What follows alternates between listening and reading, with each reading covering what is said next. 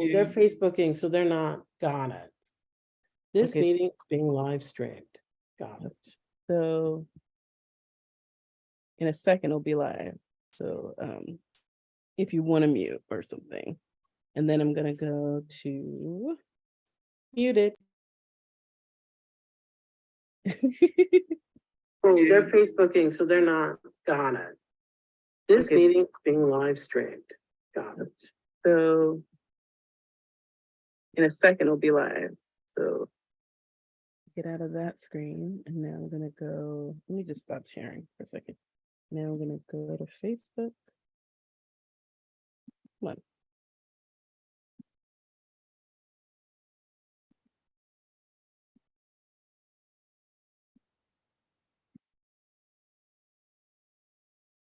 Well, I've never had this issue before.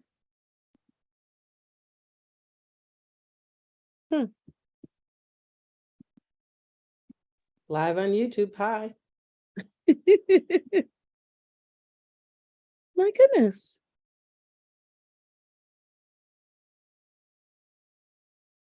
Oh, we really are live on YouTube. Okay.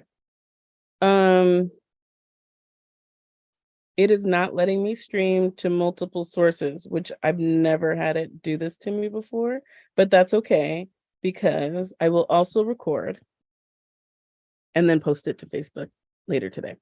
So that's what we're gonna do. So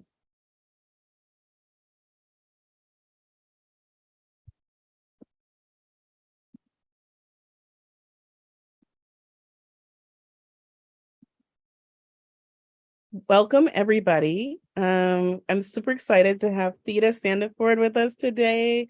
She's one of our exhibiting artists here at Wanawari. If you're not familiar with Wanawari already, Wanawari is a Black art center located in Seattle, Washington. We're in a 5th generation Black-owned home, and we use arts and culture to fight the displacement of Black people from historically Black neighborhoods. So a lot of Theda's work is actually really resonant with the work that we're doing. And we're going to give her an opportunity to talk about her practice more fully. But for just a quick second, I'm going to read to you about who she is, and then we'll get started. So Theda Saniford is an award-winning self-taught fiber and installation artist based in Jersey City, New Jersey. Using racial trauma as a starting point, Theda juxtaposes various fibers with a variety of found materials using free-forming weaving, coiling, knotting, crochet, and jewelry making techniques. Meticulously collected materials and community donations, transformed by their collective memory, social fabric, weaving together contemporary issues and personal narratives. Community art making is key to her process. Theda curates multidisciplinary experiences, pairing people, sound, and art, making to create a safe space to explore themes such as equity, inclusion, sustainability, and personal well-being.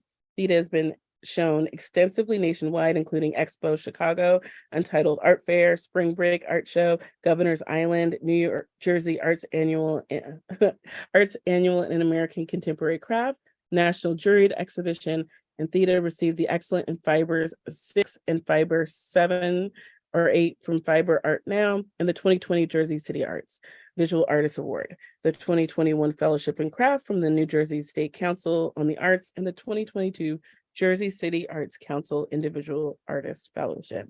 Please join me in welcoming Theda today. Hello. Thank you so much. When you read out all my accomplishments like that, I'm like, who's she talking about? I'm like, oh, wow, maybe I have done a few things. You've done a lot of things. So I'm going to bring up your presentation so you can tell us more about your practice and your incredible work. And I'm excited to spend the next hour with you. Well, first of all, thank you so much for having me. And I also want to thank Wanawari and his community. When I went to Seattle for the opening and visited, it really is a special place. When I walked around and met a lot of the local business owners in the neighborhood, and I said that I was the visiting artist at Wanawari, it was like doors open for me, and people wanted to talk about my work and how it aligns with the work that Wanawari is doing. So I'm very excited to be here, and just really want to thank the community for inviting me in. So time is a gift, and I really do appreciate that you spend this time with me, whether you watch the whole talk or part of it. Thank you very much for the gift of your time. And we'll be answering some questions at the end that are sent. And if there are questions that are on any of the things that are posted later, I'll probably come in the comments and respond to those.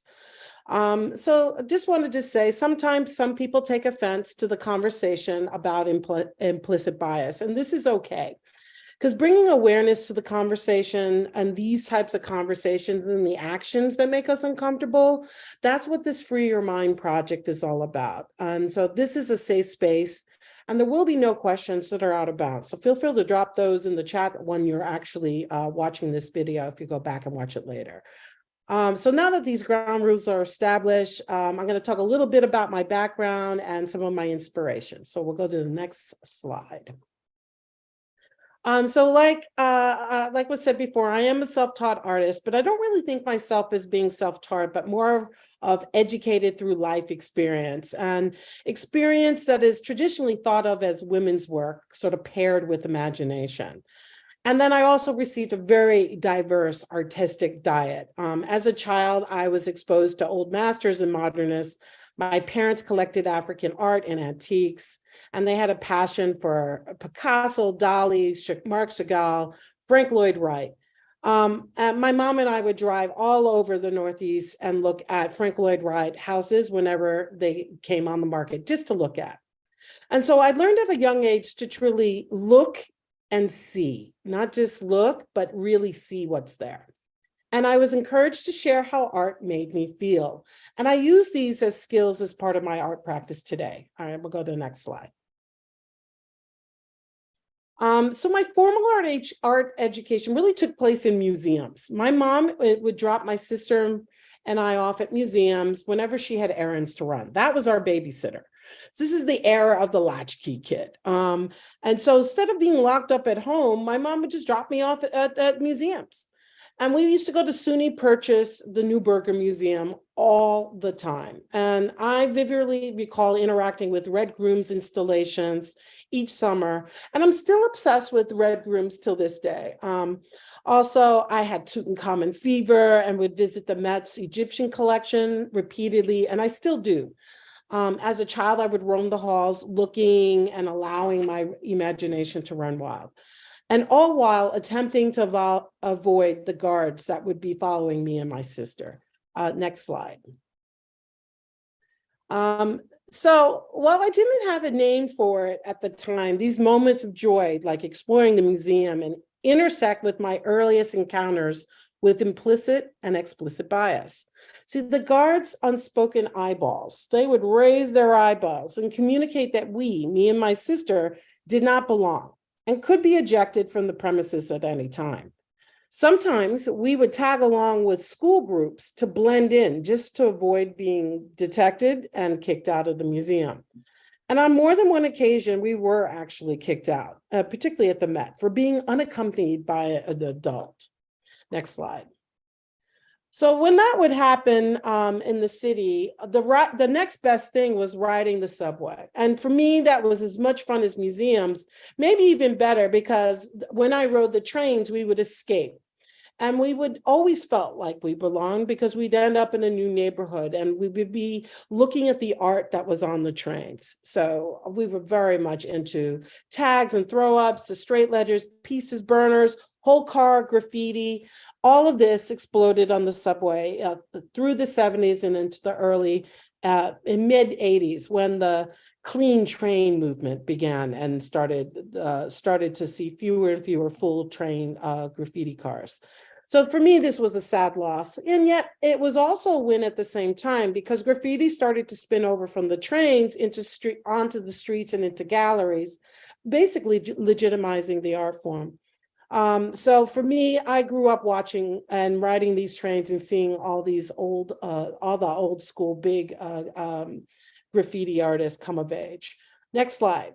So during this period of time riding the trains, I first became aware of Keith Haring and his altered subway ads, and Jean-Michel Basquiat and Al Diaz, their same old graffiti tag all around downtown New York. This was the late 70s, early 80s.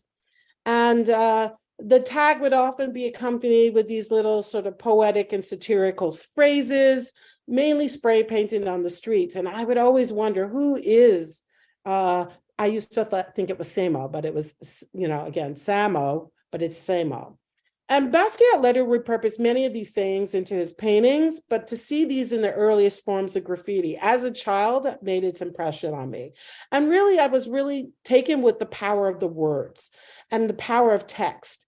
And this is something I embrace in my own work and in Free Your Mind in particular. The use of text in works is incredibly powerful. Next slide. So I'll also during this time, I was learning from the women in my life many important skills that I use today. So I learned how to sew from my Polish maternal grandmother, and she believed every proper young lady should know how to darn socks and sew a button. And bonus points if you can construct your own clothes. So I would deconstruct things that I would find in thrift stores and remake what I wanted with new fabrics. And this was really the earliest phase of me using upcycled textile waste and found materials. Really started doing that in my teens. There really was no garment safe for my bedazzler or colored Sharpies. I was all over it. And I learned macrame and knotting and embroidery from my mom, and she was also my Girl Scout troop leader. So I use many of the home skills, what they would call home skills, that I learned as a Girl Scout and I use that in my practice today. Basket weaving, gardening, foraging, all of that is an important part of what I use as part of my practice. Next slide. My Aunt Terry on my father's side, she taught me how to knit and crochet. And we would make knockoff Benetton sweaters. See, Benetton was all the rage in the 80s, bright, colorful, cool. And all the kids at my school wore Benetton. So naturally, I wanted to wear Benetton, but I didn't have a Benetton budget. So I distinctly remember seeing Benetton ads and being very mindful of the fact that it was the very first time I saw multicultural ads featuring young Black models. And I had never seen that before. I didn't even know that I was missing something because I was just so accustomed to seeing the magazine, seeing just what was presented, mainstream white culture. So I was really taken with Benetton because of that. And so I learned how to knit my own sweaters because of it. Next slide. Also, my dad's side of the family is from Barbados and Trinidad, and my Aunt Terry was very well known for her design and skill of making Caribbean band carnival costumes. And so I spent a large part of my summers sewing sequences on G-strings, making feathered wings, ornate bedazzled headdresses, all to help her fulfill her orders for carnival. And as a teen, I honestly really didn't appreciate these skills. My sister and I used to joke saying that we were going to Terry's sweatshop. But today I'm very grateful for having learned these tools, because that is the basis of my art practice. And my love of color and glitter and gold and anything over the top bling bling definitely comes from my background and my Caribbean heritage. Next slide. And I'm also inspired by so many contemporary artists today. And as an eternal student of life, I further my art education by taking workshops, YouTube process videos, Zoom discussions just like this one, and spent hours digital scrapbooking and looking at images on Artsy and Instagram and Pinterest. And I love looking at the work of other fiber artists, in particular women that are using fiber to celebrate their identity. And some of my favorites are Bisa Butler, Sonia Clark, Angela Hennessy, Vanessa German. I can share some links after this if you're interested, but all of these sort of social and cultural influences have sort of coalesced, and that's kind of where my art process is exposed from there. So we'll go to the next slide. So in 2004, I transitioned from talk therapy to art therapy as a way to process long-held racial trauma. And through art therapy, I learned how to channel my emotions and heal the scars of racism. In fact, I didn't even know I was scarred. It's just like it was like it just built up over time. And then one reason I realized I was angry and I didn't know why I was angry. And once I started to peel back the layers, I realized it was the sum of all these sort of small infractions and experiences that over time, because they never healed, became something really big and resulted in frustration and anger. And I found that by way I was working my hands in some sort of a repetitive manner allows me to enter some sort of deep meditation, and it disappears anxiety that is related to this sort of racial trauma. And as I delved deeper and peeled back and unlayered and uncovered layers and layers of trauma, I began to find relief and began to think of how there was transformation and potential transformation, not just for myself, but to employ this as a social practice to give other people access to the relief that I was finding for myself. Next slide. So I really wanted to get into the microaggressions, the various experiences that I was having that was really building up small little things that over time become something major. So if you've ever been followed by security while shopping, that's something that happens to me all the time. And so much so that I practically avoid retail altogether. Or have you been asked, do you live here? See, I have, and I'm literally getting out of the car in the garage of my condo where I had lived for 15 years. I'm holding the keys in my hand. Really? Do I live there? Or have someone touch your hair without asking permission.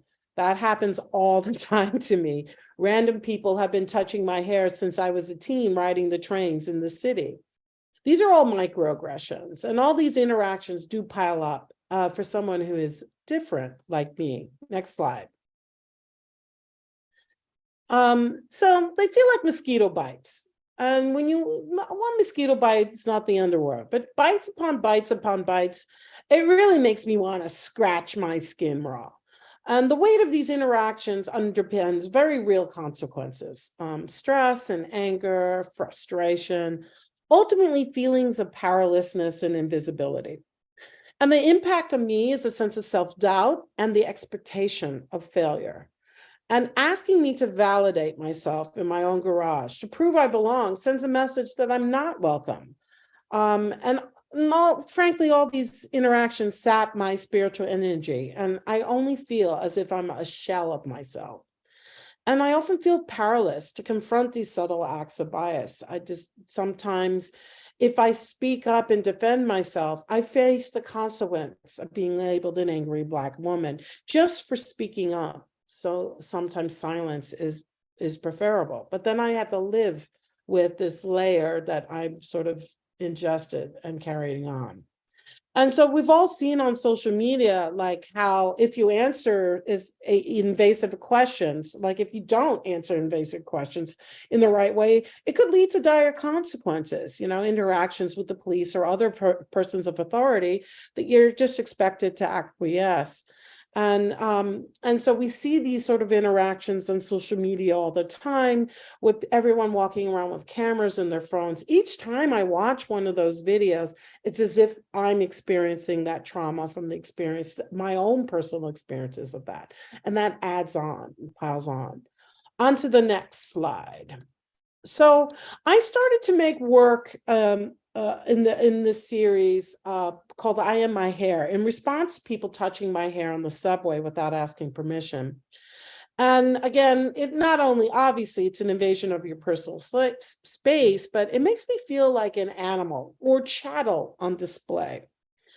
And with this work, Politics of Hair, I've really created this platform for the audience to invite the audience to have off-the-wall conversations about biases against Black women in our hair. I mean, Black hair has long been politicized, and there's tons of historical perceptions and a lot of respectability politics that still have very deep ramifications in society today. And wearing your hair in braids or locks or wearing your hair natural is not considered professional by white standards of beauty. And obviously, this is not the truth, but depending on who's writing the rules, you can be at the effect of what those rules are. So I really created these pieces so to invite people into that conversation. So next slide, we can get a little closer look. See, as a child, I was often sent home from school because my afro was too distracting for the other kids in school. And so I have often felt I had to press my hair crispy straight or lay it fat until it was no longer offensive.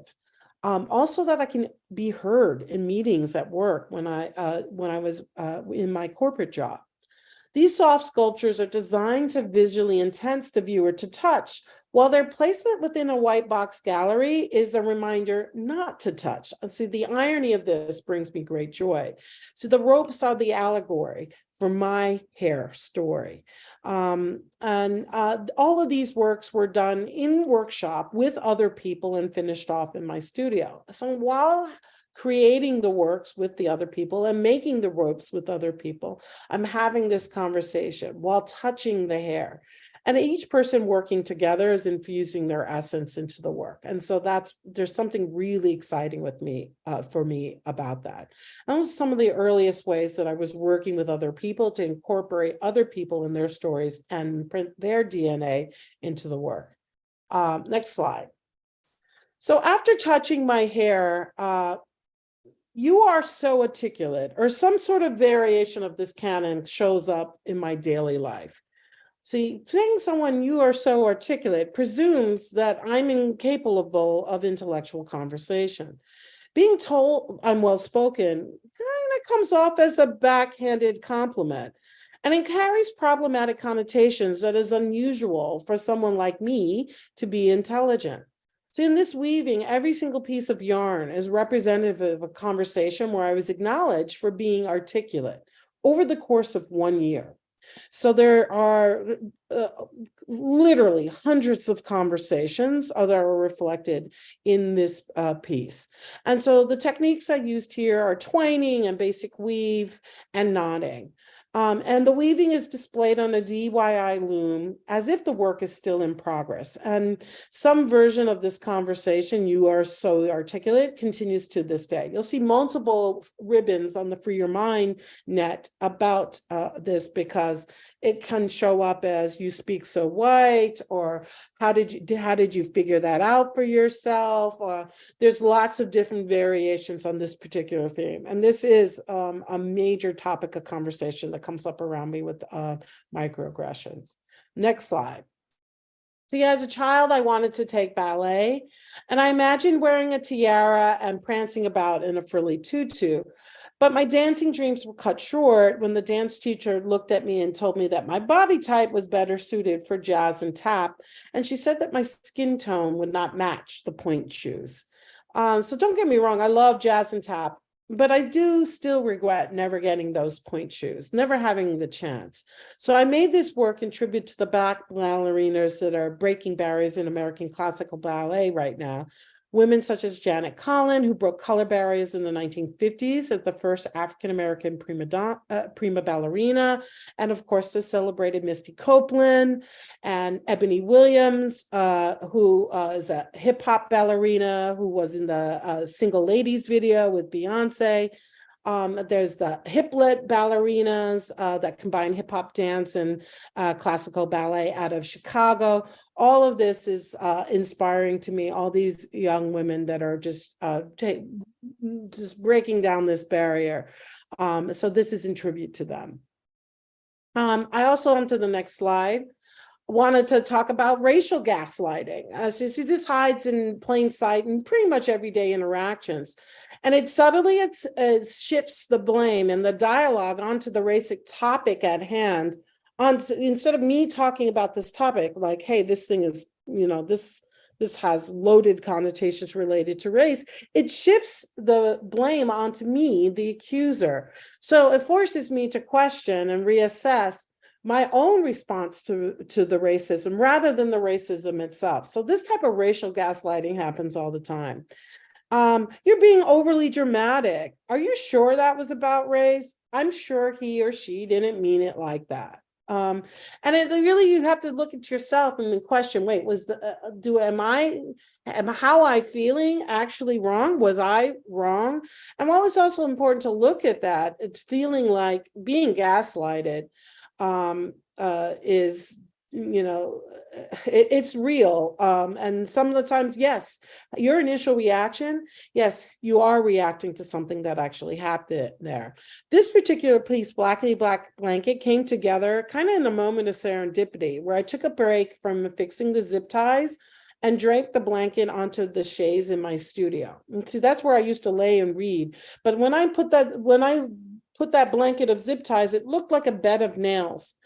And the use of the zip ties, I was thinking about police cruelty. After George Floyd, I wanted to use zip ties in the works to really kind of touch upon how they're used in policing. And also, it also speaks to the brittleness of interpersonal connections when we think about how people interact with one another. Again, this was during the pandemic. And I also think it speaks to the deep wounds borne by many African Americans and the fundamental discomfort of modern life. So in this, something that is normally thought of as something that would be very relaxing, there is literally no place to find comfort with this bed of nails that have been laid through these zip ties. Next slide. So I went to deeper and deeper with thinking about how zip ties are being used and how trauma, how I can sort of display what the trauma looks like. Those were what some of the earlier works were. But then I started to think about, how do I get rid of this trauma? And that's where this my emotional baggage cart series came from.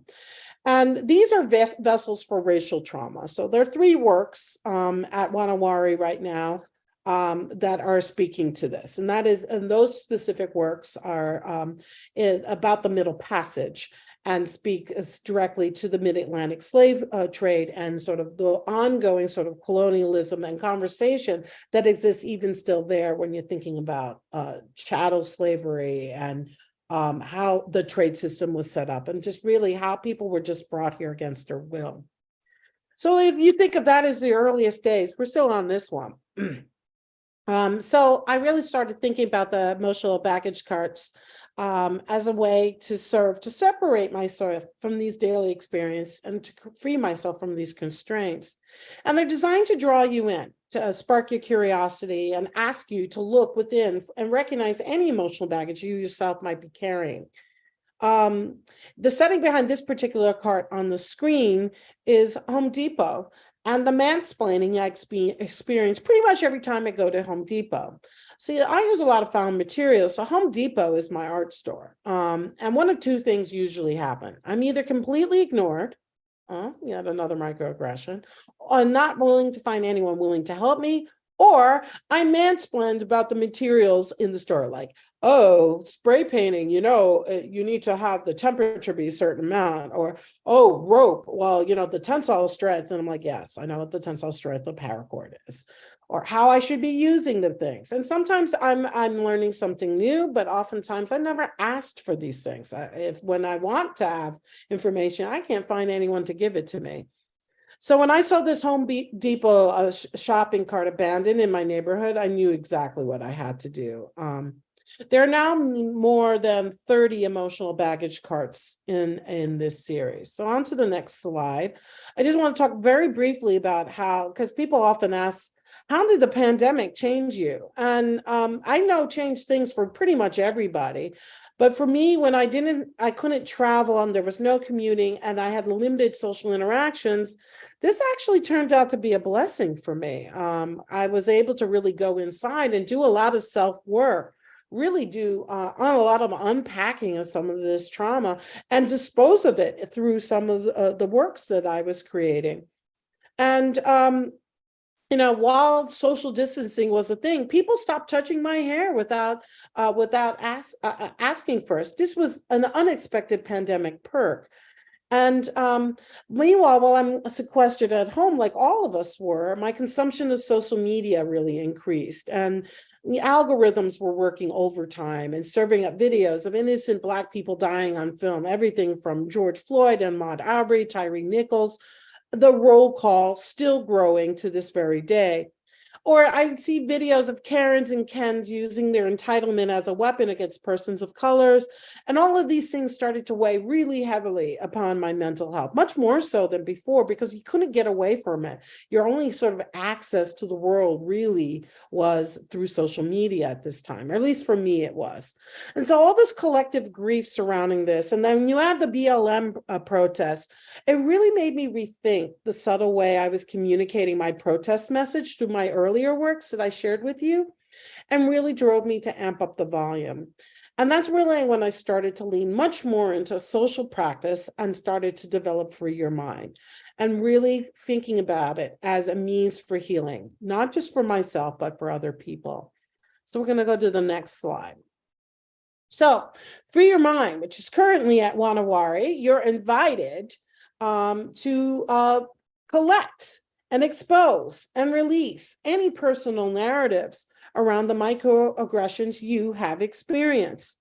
And just as a reminder, microaggressions are subtle, intentional, and oftentimes unintentional, everyday interactions or behaviors that communicate hostile, derogatory, or negative messages or assumptions towards historically marginalized groups.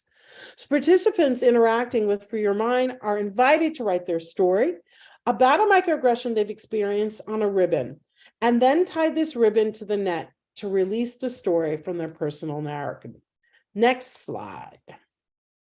So when you put your story on the ribbon, this is a story ribbon. And all this collection of these narratives are meant to expose implicit and unconscious bias, and to not only provide a release for the participant, but also the viewer. So it's your participation that makes the work come alive with the possibility for transformation. Many participants tell me they feel like they've been seen or acknowledged while interacting with the work.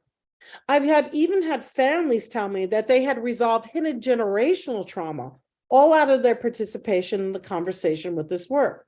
Things that were left unsaid that people don't talk about. But when they see, oh, you experienced that, I experienced that too, it makes it real. It's not this imaginary thing that you thought maybe happened, that you might have been gaslit into believing that it was your fault.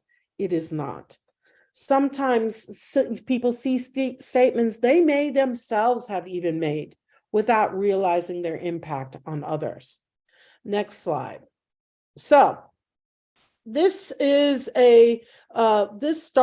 project started in Jersey City and in Bayonne, New Jersey, and traveled to the Standard Hotel with Ed Vary, a gallery, during Miami Art Week in 2021.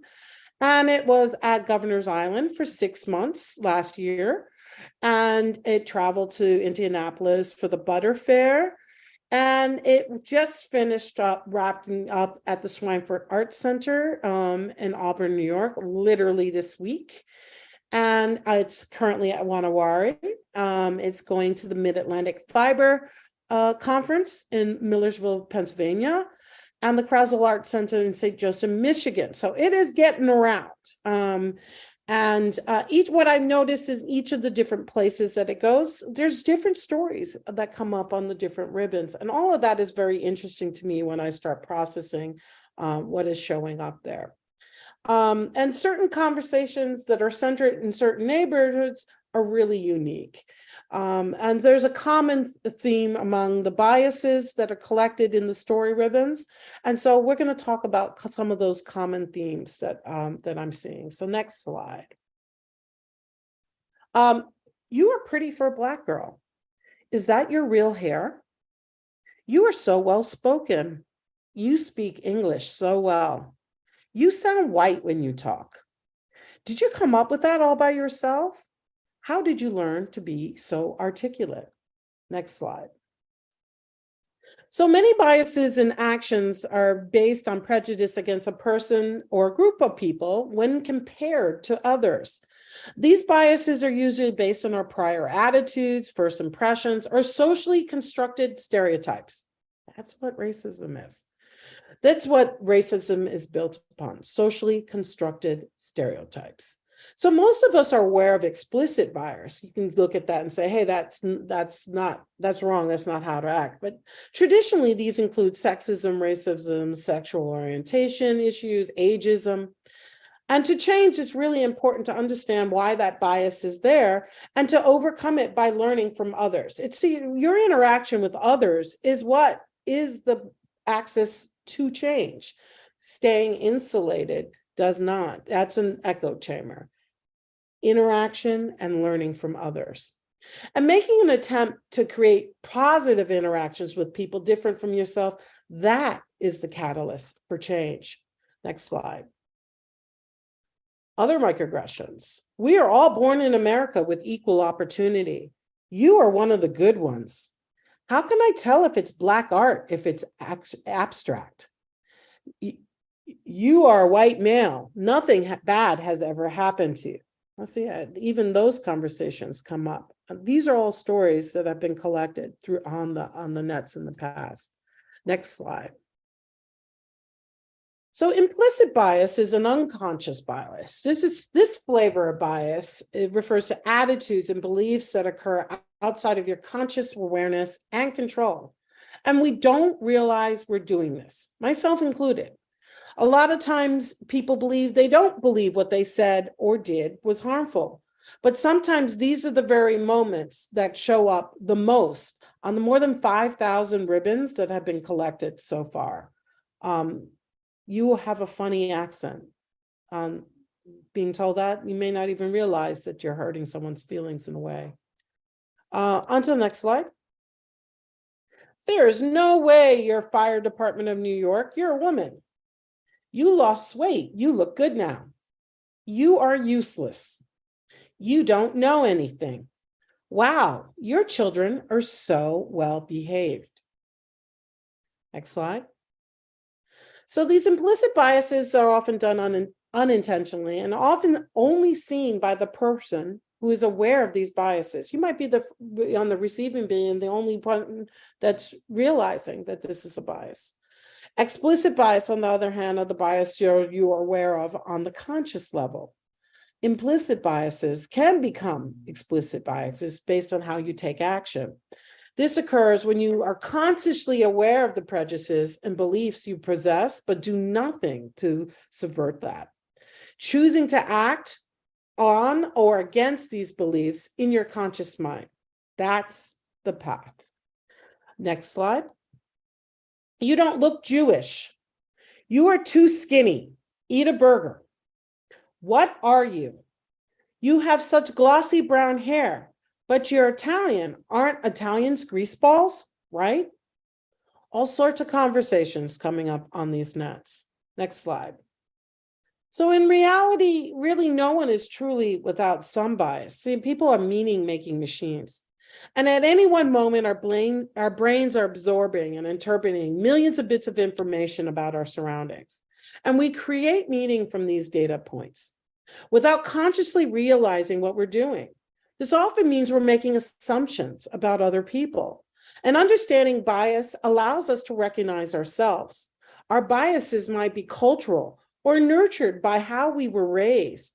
They can be molded and contradicted, and we often have a choice in the matter. In fact, I'm not going to say often, we do have a choice in the matter. Who are you surrounding yourself with? What media do you watch? What messages are you receiving and allowing into your psyche? All of these choices have an impact, and you do have a choice in the matter. Next slide. You are not actually bisexual. You just want attention. You don't look gay. Stop acting gay. It's just a preference. That's so gay, but no homo. I didn't think you would be heterosexual. Next slide. I have collected many story ribbons about perception bias. That's where most of these biases that microaggressions I just spoke on come from. That's in the perception bias, a tendency to form stereotypes or assumptions about certain groups that makes it difficult to have an objective judgment about members of those groups. An easy way to recognize this particular bias is if you encounter a person or a group and feel uncomfortable.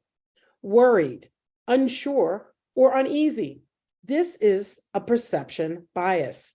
If there's a situation that makes one uncomfortable or uneasy, it's important to ask yourself why. Where is this discomfort coming from? Is it possible to break the link between bias and behavior? If your behavior is not favorable, evaluate if bias is there. And in coming up from partial Caribbean family, there was a whole conversation, particularly in the 70s and the 80s, that there was no such thing as gay people. And that I was raised to think that way. And so I have to make that conscious choice of understanding that that was a conversation that was put there. It's not true. And choose that when I hear that, when I hear my uncles or the elder speaking, that I can choose that that is not how I want to interact with people, that that's a perception bias that was put there. And I no longer will allow myself to feel uncomfortable about something that was put there that is not true. On to the next slide. I thought you were regular Black and not an immigrant. Okay, that's crazy. Go back to your country. You don't look Hispanic. I didn't think your kind lives here. The curator said, the way women less than me are treated is disgusting. This curator also happened to be white. Next slide. And then there's these forms of confirmation bias that comes up in the ribbons. The tendency for people to seek information that confirms pre-existing beliefs or assumptions. Much of the time, these biases and their expression arise from a direct result from a perceived threat. When people feel threatened, they're more likely to draw group boundaries and distinguish themselves from others, separating themselves from other people. So the first steps in limiting this impact of unconscious bias is being aware that this exists, and to recognize that everyone possesses them, and to identify your own and evaluate your mindset. See, being humble is the basis of which to combat this. See, when you know that no one else is better than anyone else, and you're mindful of this, then you're internally motivated to make a change. It really just comes from being humble. Next slide. You are Asian. Shouldn't you be good at math? Are you mixed? I can tell by your hair. You must always make your family proud, said the Asian. These people are so resilient. You guys are so resilient. Next slide. So most of the conversations about implicit bias are unproductive because people are extremely sensitive as being perceived as racist, sexist, homophobic, ageist. Add anyism here. Add any phobia here. And Free Your Mind is a safe place to explore these underlying biases. The goal of the project is to inspire mutual trust and understanding. The project aims to strengthen and unify communities and to transform people's perceptions about being different into the recognition of being the same as humans. Next slide. Will you now or in the future require sponsorship to work here? No one wants to date a fat girl. We don't want to be friends with you. We are only friends with pretty girls. You need to look at houses in another neighborhood. They are more affordable. Don't tell people we hang out. You are weird, and I don't want people to think I'm weird too. When people look at me, they see a dude, but treat me different when they find out I'm not white. Next slide. Having unconscious bias does not necessarily make you a bad person. But I be being imperceptive to our biases and negligent upon the impact upon other people really is irresponsible. See, we need to notice our filtering and interrupt it. It's important to test your assumptions. You can test your assumptions and figure out which are governed by unconscious bias. And armed with that information, you can take proactive steps to address them on a personal basis. There's an actual link for the Harvard University Implicit Association test, and I will ask Wanawari to add that link in the description later on when this video is posted, so you can test your own assumptions and see what comes up for you. And I strongly encourage that you do that, because there will be things that come up. There's really no one that's going to, unless you're lying, no one's going to come through unscathed without some sort of bias that's there. And that's important to sort of be knowledgeable of it so you can test your assumptions, filter it, and interrupt it. So next slide. We're going to skip this because we're not doing an interactive thing, but we're going to skip the last one, and we're going to go to questions, and because we are done with the overall presentation.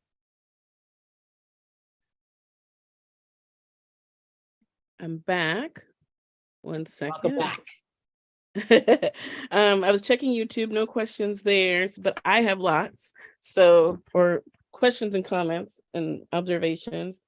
The first thing was like, my best friend's Trinidadian, and I was finally able to go to Carnival for the first time this year. And so you talking about working on the costumes and all of that, all like really resonated where, and I couldn't unpack it fully when I was there, even since I've been back, but the culture that exists there with Black and Brown people, right, around Carnival, that everybody is an artist, is really incredible to me. And I think you growing up with that and then also using reused materials just makes so much sense now that I know that, especially because when we were there for Carnival, like everything shut down and everybody was still working on their own costume. It was so inspiring. Like nobody thought like I can't paint or I can't, you know what I mean? Like it was just No. Yeah, because as children, we're all artists, right? Because we're experimenting and moving in lives and ways and discovering things. And then as we get older, things like failure come in. So there's no concept of failure, right? You're a kid, you fall down, you dust yourself off, you get up and you keep running. But as you get older, then we create these meanings around what we're supposed to do, or what the results are supposed to feel like. It's supposed to look like the teachers, and what people all forget is that we don't come out of the womb being experts. You got to practice until you actually know how to do it. And I have this conversation with my nieces all the time when I'm drawing or teaching them a knotting skill, and they're like, it doesn't look like mine. And I told them, I've been doing it for 30 years. You're 9. You weren't even alive yet. You weren't even a thought in the womb, and I've been doing this. So it takes years to learn these things. The other thing about Caribbean culture is like we can make anything.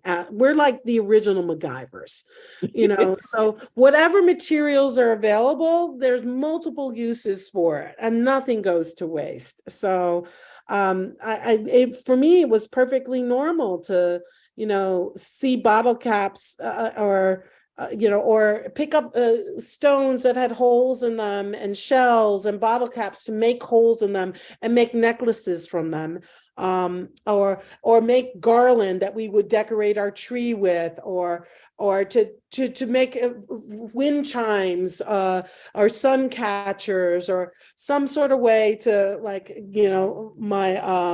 I had aunts that practiced Santeria that were like, this would be, to keep the evil spirits away. All that conversation was always there. So, for me, I'm not even conscious that I'm using those things, but I'm like, oh, I'm going to put this in here, and this is going to ward away the evil spirits. Like, it's just subconsciously there for me. I love it. So what also was like, we've talked about your work before, the two of us, but it's also interesting when people talk about the breadth of their practice and really seeing like people touching your hair, right, on the subway, but then you really having this participatory part of your practice where you're actually asking people to touch and work with you, right? And I don't know if that's intentional or if that was accidental. Oh, no, that was intentional, right? I wanted to create a space to have a conversation, stop touching me. Right. But you know, when you tell someone stop touching you, then everyone's looking at you on the train like you're the aggressor. And I'm like, I'm sitting here minding my business. Why is this person petting me like a dog? Oh my gosh. Yeah. And while you were reading all those microaggressions, I was on mute to the audience, but I kept being like, oh my gosh, oh my God, they're so awful. And right now we have some up like that say things. We have a huge Asian population here in Seattle. So there's a lot of stuff showing up already where people are saying, where are you really from? You know, is what's your native language, things like that. And so I really appreciated you kind of going through and highlighting the different things that people were kind of going through, and that it also goes through race, class, gender, right, sexual orientation. It's the breadth, and everybody actually has something that they need to get off their chest of where they feel marginalized as just living in the world. The thing is, like, I mean, literally everybody, right? So I had an interaction last summer at Governor's Island with a white man that was writing a ribbon down, and there were some young Black kids that were like, "Yo, what could you possibly have to say?" And that's why I included it. And he was like, "Well, I'm supposed to be successful, and I'm not. So I'm always told, why aren't you successful?" And he's like, my entitlement gives me opportunities, but yet somehow I never quite get there. So I'm dealing with the perception bias of being a white man, having access to more resources, but being unable to turn those into personal wealth, generational wealth, whatever it may be. And he really was struggling with that. And he wrote that on the net, and I had a long conversation, and I had that conversation with the kids, and I was like, "Hey guys, do you guys realize you just gave this microaggression to this guy right now?" And they were like, "Oh shit, we just realized I said, "Yeah, just because you're in one of those historically marginalized groups doesn't mean that you don't actually have reverse perception biases as well."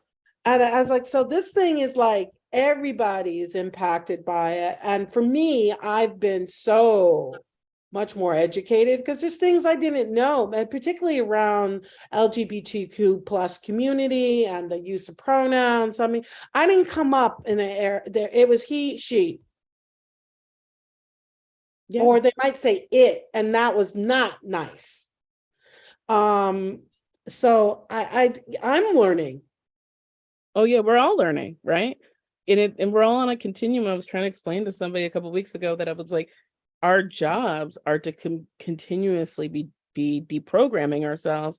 And they were like, well, how do you know to do that? And I was just like, that's the work, right? Like, I don't know if I'm making mistakes out in the world. People will call me in gently. And then part of it's doing research, right? And reading, and intentionally going out and seeking information. Otherwise, we'll just, if you feel uncomfortable, that it's at work. Being uncomfortable is something's happening. And it's just being aware of that uncomfort. For me, it might be like a headache, or I might be twitch or tension in my neck. And I'm like, oh, okay, that's that thing that's coming up for me. And when I recognize it, I can be like, thank my subconscious mind for bringing that up. Thank you for bringing that up, but that's not served me, and release it. Exactly. Right. Oh my gosh.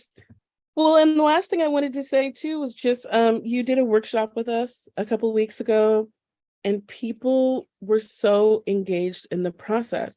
I think we don't have a lot of opportunities to just be making, right?